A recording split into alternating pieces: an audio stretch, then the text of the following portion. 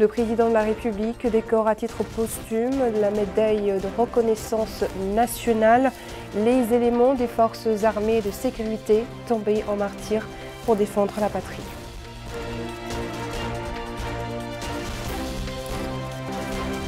Le Conseil des ministres adopte le projet de décret convoquant le collège électoral pour l'élection des députés.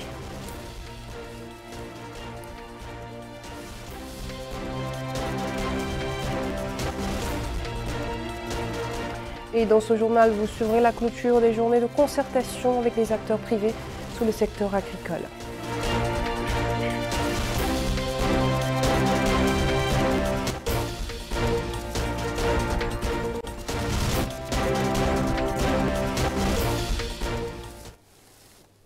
Bonsoir, nous ouvrons cette édition par le décret promulgué ce jour par le président de la République, en vertu duquel il a dissous l'Assemblée nationale, et ce après consultation du Premier ministre et du président de l'Assemblée au titre de l'article 31 de la Constitution du 20 juillet 1991, révisée en 2006, 2012 et 2017. Je vous le disais dans les titres, le président de la République, Mohamed Chérif El Ghazouani, a décoré ce soir à la présidence, à titre posthume, les 3 éléments des forces armées de sécurité tombés en martyrs récemment pour défendre la sécurité de la patrie et celle de ses citoyens.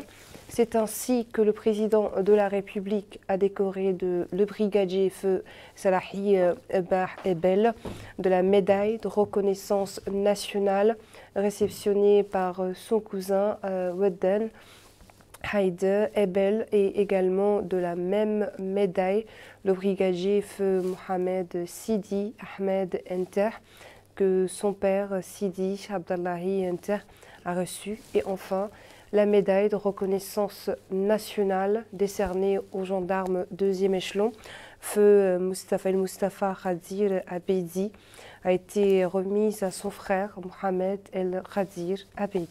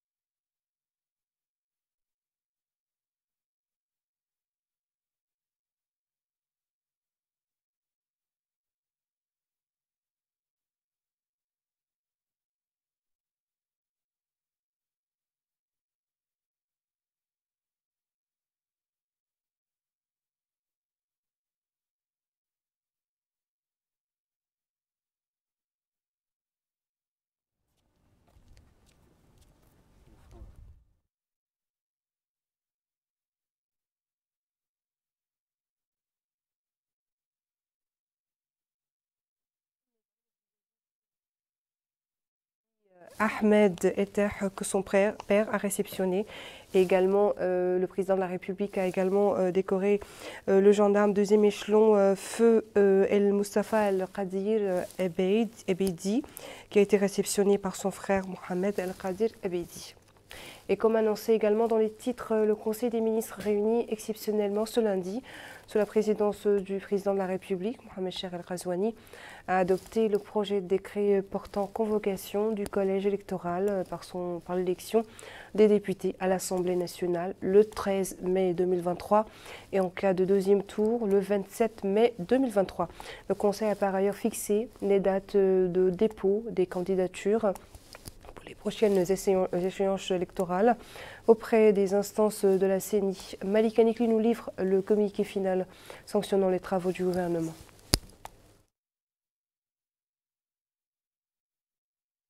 Le Conseil des ministres s'est réuni ce lundi 13 mars 2023 sous la présidence de M. Mohamed Ould Chérif El Ghazouani, président de la République.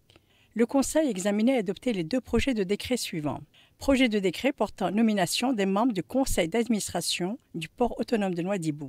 Projet de décret portant convocation du collège électoral pour l'élection des députés à l'Assemblée nationale. Le présent projet de décret a pour objectif de convoquer le collège électoral le samedi 13 mai 2023 et en cas de deuxième tour, le 27 mai 2023, en vue d'élire les députés à l'Assemblée nationale. Cette date proposée préalablement par la Commission nationale électorale indépendante CENI pour l'organisation d'élections générales simultanées, conformément à l'accord entre le gouvernement et les partis politiques, concorde avec le délai prescrit par la Constitution pour l'élection des députés à l'Assemblée nationale. Pour ce qui est des circonscriptions départementales, les candidatures sont reçues contre récépissé provisoire par le représentant local de la CENI après versement d'une caution entre le mercredi 29 mars 2023 à 0h et le mercredi 12 avril 2023 à minuit. Pour le scrutin des listes nationales, les candidatures sont reçues au siège de la CENI. Enfin, le Conseil a pris la mesure individuelle suivante. Ministère des Affaires économiques et de la promotion des secteurs productifs, Administration centrale, Direction des projets éducation-formation. Directeur Mohamed Val Ouldike, titulaire d'un doctorat en sciences de l'éducation, précédemment chargé de la coordination du projet d'appui au secteur de l'éducation de base, BASEP 2, à la même direction.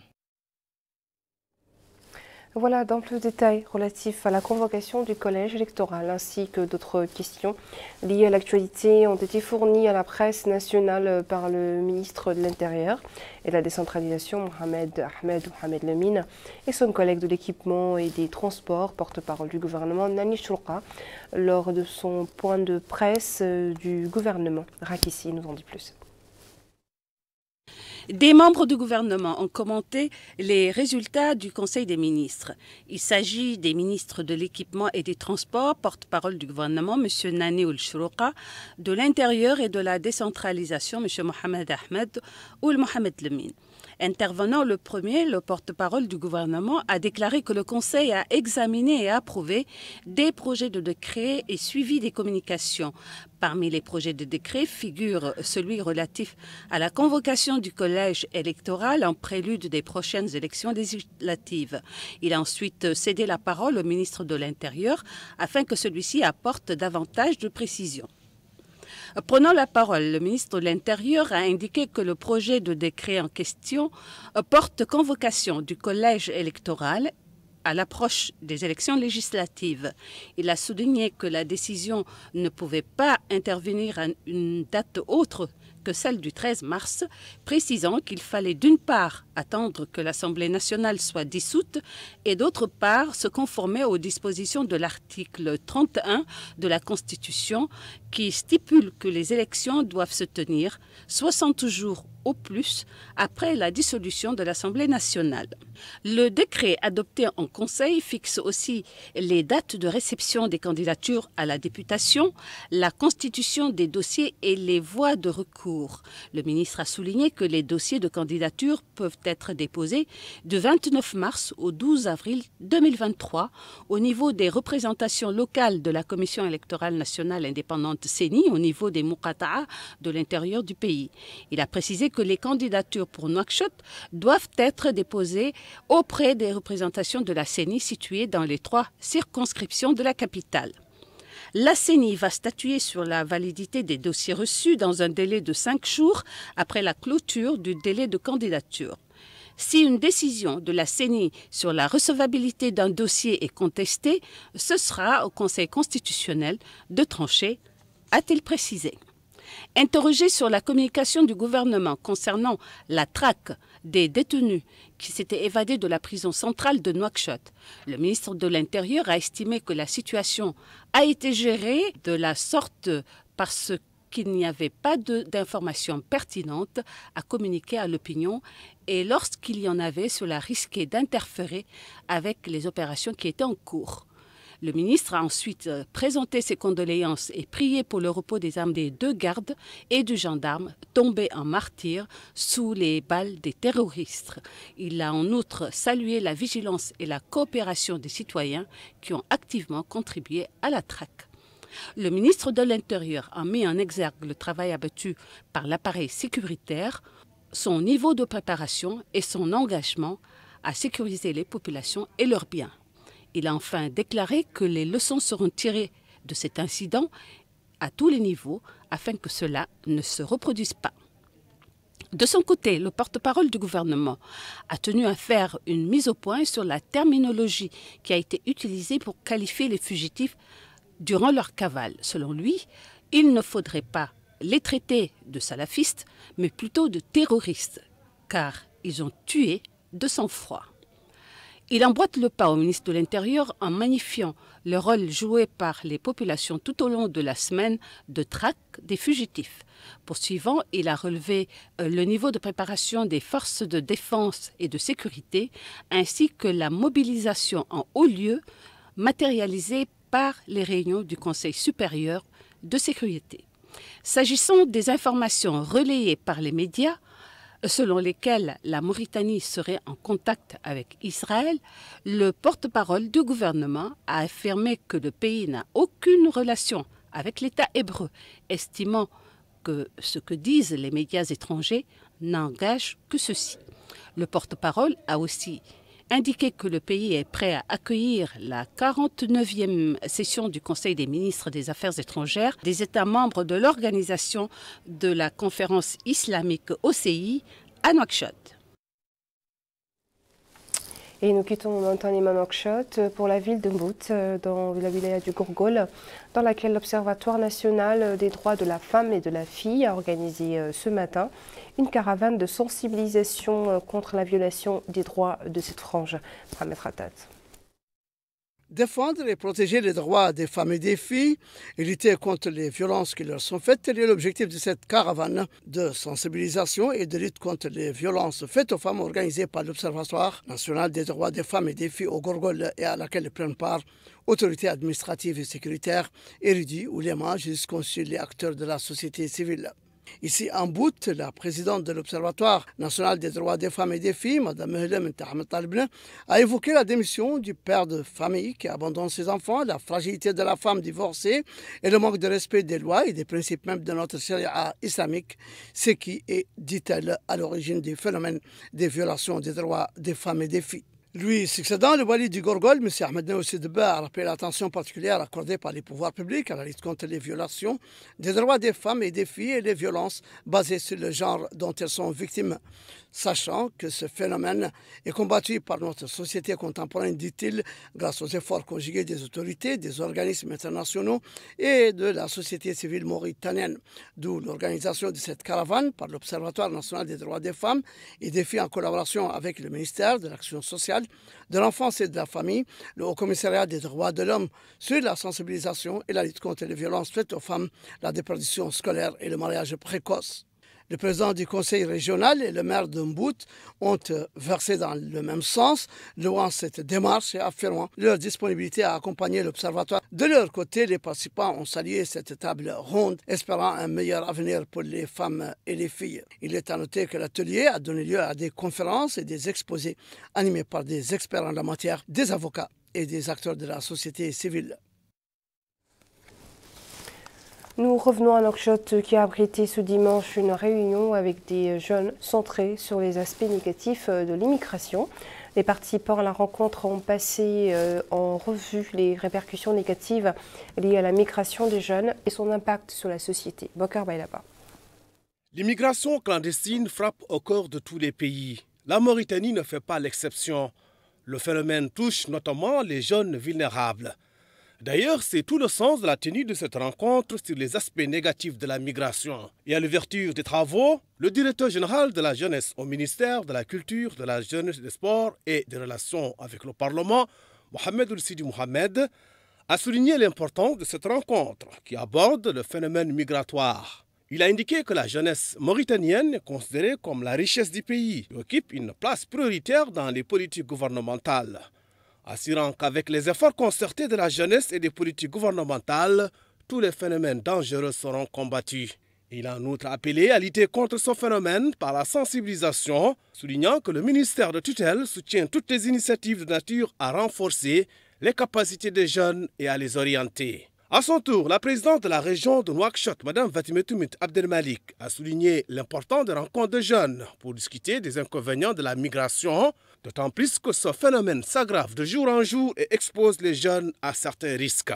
Elle a insisté sur la nécessité de mettre en œuvre des dispositifs pour encadrer, former et accompagner les jeunes pour qu'ils soient plus enclins à mener une vie active dans leur propre pays et participer pleinement à son développement. De son côté, le responsable de l'organisation mauritanienne de lutte contre la migration négative, Baoul Amar, il a indiqué que l'aggravation du phénomène a conduit à la création de l'organisation pour assumer certains services complémentaires au rôle officiel que les pouvoirs publics jouent dans ce domaine. D'autres intervenants se sont relayés pour mettre en relief les causes de ce phénomène qui affecte négativement la société et les politiques de développement. Nouakchott a par ailleurs abrité ce lundi un séminaire international consacré à l'examen de la discussion de la situation des pays du G5 Sahel. La rencontre organisée par l'Académie diplomatique mauritanienne en partenariat avec la faculté Jackson des affaires internationales a été marquée par des conférences sur le G5 Sahel portant sur le plan géographique et sur certains aspects des défis économiques, sociaux, politiques et sécuritaires auxquels sont confrontés les pays formant ce groupe.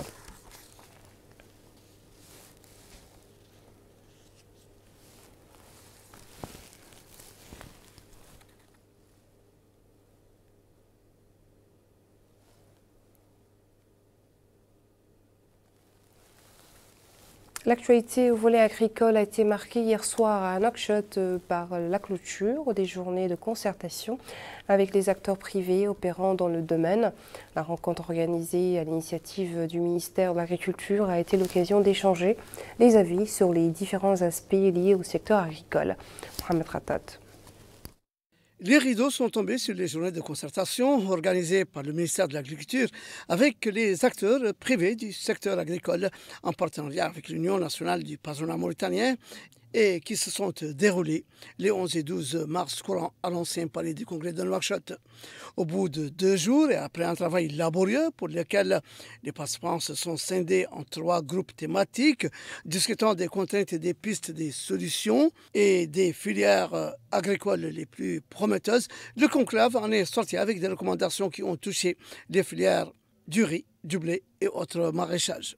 L'occasion pour le secrétaire général du ministère de l'Agriculture, M. Ahmed Salem Al-Arbi, de souligner que le travail des groupes a permis d'approfondir et d'échanger les points de vue autour des sujets en question, sachant l'importance capitale du secteur agricole dans l'atteinte de l'autosuffisance et de la souveraineté alimentaire, d'une part, et d'autre part la contribution du secteur privé pour en assurer le décollage. Il a ajouté que les résultats des ateliers de travail ont souligné la nécessité de prendre un certain nombre de mesures pour promouvoir le secteur et lui permettre un véritable décollage qui assure la création des conditions appropriées pour atteindre l'autosuffisance alimentaire, soulignant que les recommandations émises par ces journées de concertation seront prises en considération et suivies dans leur mise en œuvre. La cérémonie de clôture a été marquée par une lecture des recommandations par le vice-président de la Fédération nationale de l'agriculture, M. Ali Noubek, qui a précisé. Les consultants ont fait une présentation détaillée traitant des filières les plus porteuses, du financement et du cadre institutionnel en termes de dialogue et d'identification des contraintes, des opportunités et des propositions d'action. Après la présentation en plénière, les travaux techniques se sont poursuivis dans le cadre de 3 groupes: groupe agriculture, groupe financement, groupe cadre institutionnel. À l'issue des travaux des groupes et des discussions en plénière, les journées ont abouti aux principales conclusions et recommandations suivantes. Sur les journées, les participants se félicitent de l'organisation de ces journées qui expriment une dynamique et une volonté des acteurs publics d'instaurer et renforcer des espaces de dialogue, de concertation et d'échange autour des questions agricoles en vue de consolider l'engagement et les perspectives communes pour le développement du secteur. Par ailleurs, la mise en œuvre et le suivi des conclusions et recommandations sont une préoccupation majeure qui nécessite la mise en place d'un dispositif inclusif et suivi. Dans ce cadre, il est proposé de mettre en place un comité de suivi et de tenir une journée de concertation dans une période de 6 mois pour faire le point sur les résultats des journées. Pour leur part, les participants ont exprimé leur satisfaction de la tenue de ces journées de concertation, longtemps souhaitées, leur donnant l'opportunité de poser les problèmes auxquels ils font face, tout en espérant que les recommandations seront prises en compte dans le rapport final qui comprend divers sujets liés aux filières prometteuses, au financement agricole et à la structure institutionnelle du secteur. Sa publicité et encore mieux sa concrétisation ont soulagé les usagers du Centre national de cardiologie.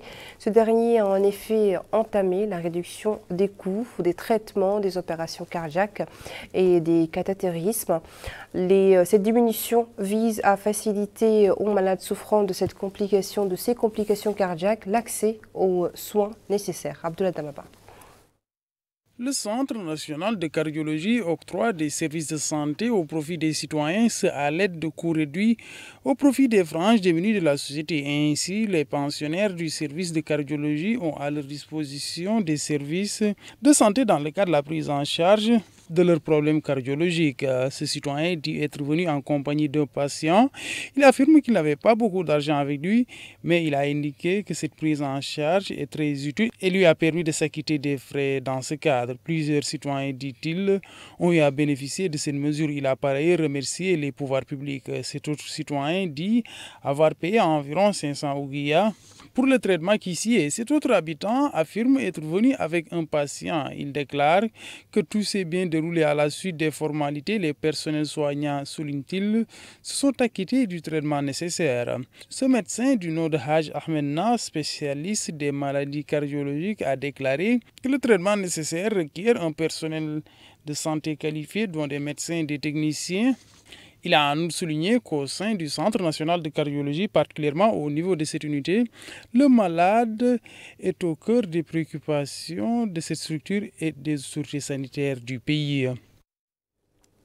Pour plus d'explications sur cette diminution des coûts liés au traitement des pathologies cardiaques, j'ai le plaisir de recevoir ce soir le directeur du Centre national de cardiologie, le professeur Ahmed Oulebe. Bonsoir professeur. Bonsoir. Alors, pouvez-vous nous donner plus d'informations à propos du taux de cette réduction et du profil des patients qui sont ciblés? Merci infiniment pour l'occasion offerte pour expliquer au public cette mesure qui est jugée pour nous historique et qui vise à réduire le coût des opérations les plus coûteuses au profit des populations sans prise en charge, afin que cela ne soit pas une source ou une cause d'appauvrissement des citoyens moyens qui n'ont pas assez d'argent pour honorer les soins de cardiologie qui sont très coûteux. C'est une mesure qui suit des instructions de son Excellence, Monsieur le Président de la République, pour que l'État prenne en charge 50% du coût de chaque intervention de chirurgie cardiaque à cœur ouvert ou d'angioplastie. Vous savez, ces actes sont très techniques et nécessitent beaucoup de moyens, beaucoup de consommables, extrêmement coûteux. Et cela est constitué dans le passé un frein à la prise en charge d'une grande tranche de la population. Ce problème est, alhamdoulilah, réglé et nous espérons que cela va aboutir à des solutions et à sauver encore plus de vies parmi la population sans prise en charge et sans assurance maladie. Alors professeur, nous parlons en termes de taux, nous parlons de 50%. Dites-nous, des patients notamment indigènes et dont une partie des soins sont pris en charge par une autre instance, disons, peuvent-ils bénéficier de cette mesure? Alors, effectivement, dans les cas d'urgence extrême, les malades sont pris en charge à 100% gratuitement. Pour les cas programmés, on a un autre mécanisme, d'autres moyens de soutien, comme le ministère des Affaires sociales, la région de Nouakchott, la mairie de Tebrak-Zena, et certains mécènes qui contribuent à assurer, à payer les gaps que les malades, les citoyens les plus pauvres, les plus démunis n'arrivent pas à honorer. Donc, cela, on a des formules pour régler toutes les situations qui peuvent arriver. Bien, professeur. Alors, cette réduction des frais liés aux opérations chirurgicales prend-elle également en compte le coût des médicaments? Effectivement, dans notre centre de cardiologie, la prise en charge elle est intégrale. Donc le malade il doit payer juste un acte et tout ce qui est en rapport avec cet acte est pris en charge, y compris les médicaments, les examens complémentaires, l'hospitalisation nécessaire à la réalisation de cet acte. Donc c'est un forfait global qui fait que le patient ne paye plus rien, n'a plus de médicaments achetés ni d'examens à payer. Et tout est englobé dans ce tarif réduit récemment. Eh bien, professeur Ahmed Boulébé, merci d'avoir répondu à nos questions. Je rappelle que vous êtes le directeur du Centre national de cardiologie. Merci beaucoup. Merci. Et nous refermons ce journal par une information politique qui nous vient de la ville de Sidi Babi, dans laquelle le parti INSAF vient d'ouvrir une représentation. L'occasion pour les jeunes affiliés au parti d'organiser une activité politique au cours de laquelle le président de la région du Guidi-Mara, Issa Koulibaly, a apprécié les réalisations accomplies dans le domaine des infrastructures de base et des services dans la wilaya. Lui succédant, le représentant du parti au niveau du Guidi-Mara, Moustapha Mara, a appelé à la mobilisation derrière les choix du parti INSAF.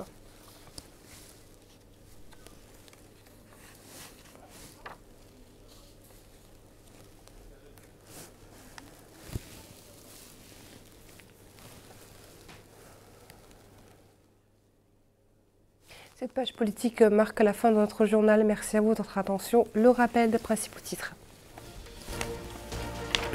Le président de la République décore à titre posthume de la médaille de reconnaissance nationale les éléments des forces armées et de sécurité tombés en martyrs pour défendre la patrie.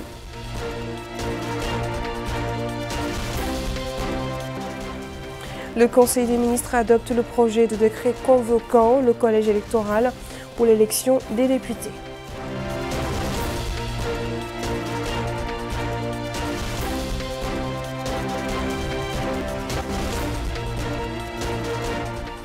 Et clôture des journées de concertation avec les acteurs privés sur le secteur agricole.